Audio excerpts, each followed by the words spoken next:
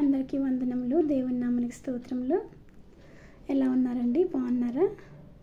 నేటి వాక్యంలోకి వెళ్దాము మనం. నేటి మన ధ్యానాంశము అవి నీ కవిల్లో కనబడును. అవి నీ కవిల్లో కనబడును. కీర్తనల గ్రంథము 56వ అధ్యాయము 8వ వచనం. నా సంచారములను నీవు లెక్కించి ఉన్నావు, నా కన్నీళ్లు నీ బుడ్డిలో నుంచబడి ఉన్నవి, అవి నీ కవిల్లో కనబడును కదా. నా సంచారములన్నీ నీవు లెక్కించి ఉన్నావు. సంచారం అంటే మనం ఎక్కడికి వెళ్తున్నాము, ఏం చేస్తున్నాము అన్నీ లెక్కించబడి ఉన్నాయంట. దేవుడు మనల్ని లెక్కించి వస్తున్నాడు. నా కన్నీళ్ళు నీ బుడ్డిలో నుంచబడి ఉన్నవి. మనము కన్నీటితో ప్రార్థన చేస్తే అవి ఊరికే పోవంటండి. కన్నీరు బుడ్డిలో ఉంచబడినవంట. అవి నీ కవిల్లో కనబడును కదా. నీ కవిల్లో అంటే నీ పుస్తకములో. అవి నీ కవిల్లో కనబడును కదా అంటే ఒక పుస్తకం అనేది ఉన్నది అని మనకి ఇక్కడ తెలుస్తుందండి. దావీదు మహారాజు యెహోవాకు ప్రార్థన చేస్తున్నారు. ఏమనంటే, నా నడకను నా పడకను నీవు పరిశీలన చేసి ఉన్నావు, నా చర్యలన్నింటినీ నీవు బాగా తెలుసుకొని ఉన్నావు. నా నడకను నా పడకను పరిశీలన చేసి ఉన్నావు, నా చర్యలన్నింటినీ నీవు బాగా తెలుసుకొని ఉన్నావు. దేవుడైన యెహోవా మన నడకని పడకని పరిశీలన చేస్తున్నాడు. మన చర్యలన్నింటినీ బాగా తెలుసుకొని ఉన్నాడు. మనం ఏం చేస్తున్నాము, ఎక్కడ పండుకుంటున్నాము, ఎక్కడ ఏం చేస్తున్నాము అనేది మన దేవుడైన యెహోవాకి తెలుసు. కాబట్టి దావీదు మహారాజు ఇలాగ ప్రార్థిస్తున్నాడు. యెహోవా, నా ప్రార్థన ఆలకింపము, నా మొరకు చెవి యొగ్గుము, నా కన్నీళ్లు చూసి మౌనముగా ఉండకము. నా పడక, నా నడక, నా పరిశీలన అన్నీ నీకు తెలుసయ్యా. నేను కన్నీటితో మొరపెడుతున్నాను, నా మొర నువ్వు ఆలకించు. నువ్వు మౌనముగా ఉండొద్దు, నా కన్నీటికి చూసి మౌనంగా ఉండొద్దు అని చెప్పేసి మాట్లాడుతున్నారు.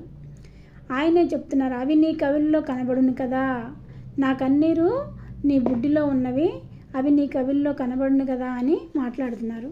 కవిలి అనగా పుస్తకము.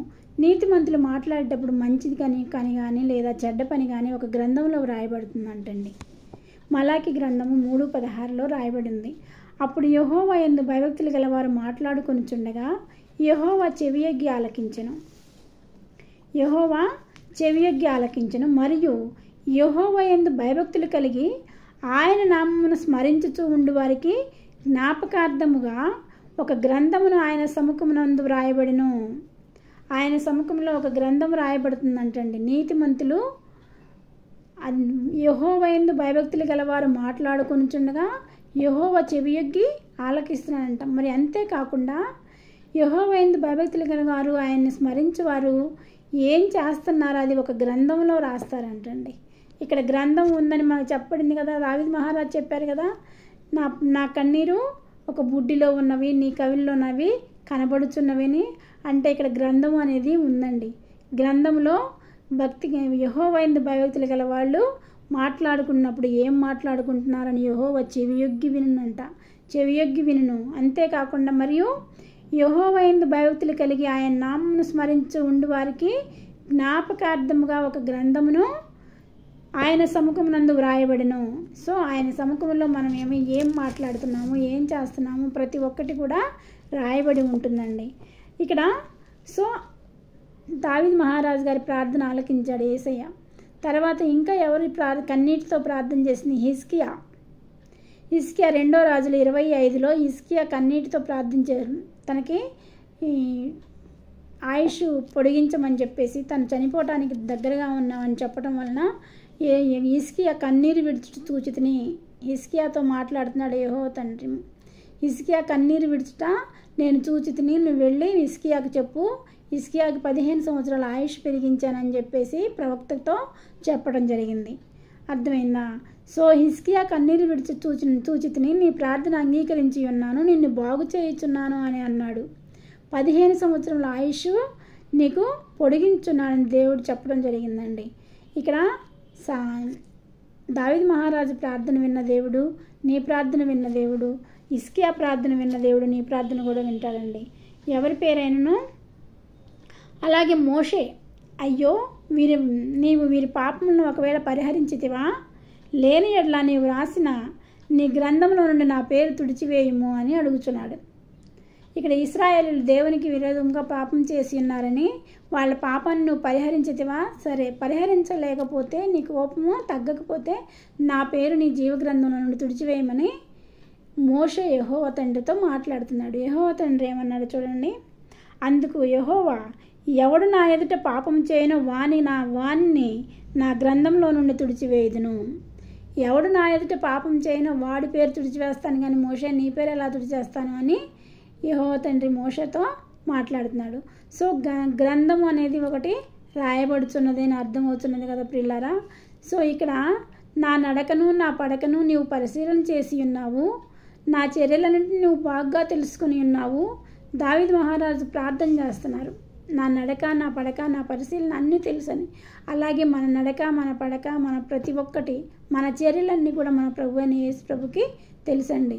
మనం చేసే ప్రతి ఒక్కటి తెలుసు. కాబట్టి మనము యెహోవా యందు భయభక్తులు కలిగి పాపము చేయకుండా ఇశ్రాయేలులాగా పాపము చేయకోకుండా దేవుని గుర్తిరిగి ఉన్నట్లయితే జీవగ్రంథంలో మన పేరు ఉంటుంది.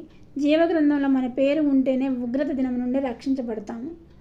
ఉగ్రత దినం నుంచి రక్షించబడాలంటే ముందు మనం ఇప్పుడు రక్షించబడాలి.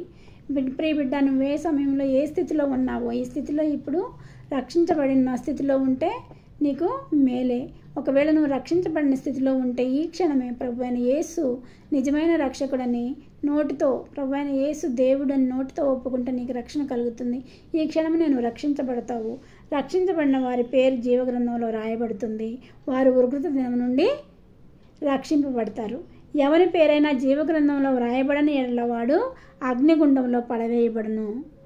ఎవరి పేరైనను జీవగ్రంథంలో వ్రాయబడిన ఎడల వాడు అగ్నిగుండంలో పడవేయబడును. చూడండి ప్రియులారా, అగ్నిగుండంలో పడటం మంచిదా? జీవగ్రంథంలో మన పేరు రాసుకొని 1000 ఏండ్ల విందులో దేవునితో కలిసి సంతోషంగా ఉండటం మంచిదా? అగ్నిగుండంలో ఏముంటుంది? ఏడ్పును పండ్లు కొరుకుటయ్యి తప్ప మరేమీ ఉండదు. అగ్నిగుండం అనేది ఉన్నది అనేది వాస్తవం. కాబట్టి ప్రియులారా, ఈ క్షణమే ఎవరైనా రక్షణ పొందని వారు ఉంటే ఈ క్షణమే ప్రభు అయిన యేసు నిజమైన దేవుడని నోటితో ఒప్పుకొని రక్షణ పొందినట్లయితే నీవు దేవుని యందు భయభక్తులు కలిగిన బిడ్డవైతే నీ పేరుని జీవగ్రంథంలో యేసయ్య రాస్తాడు. నీ ప్రతి పని నువ్వు చేసి ఈ రోజు నుంచి నువ్వు చేసే ప్రతి పని జీవగ్రంథంలో రాయబడుతుంది. జీవగ్రంథంలో నీ పేరు ఉంటేనే నువ్వు ఉగ్రత దినమును తప్పించుకోగలుగుతావు.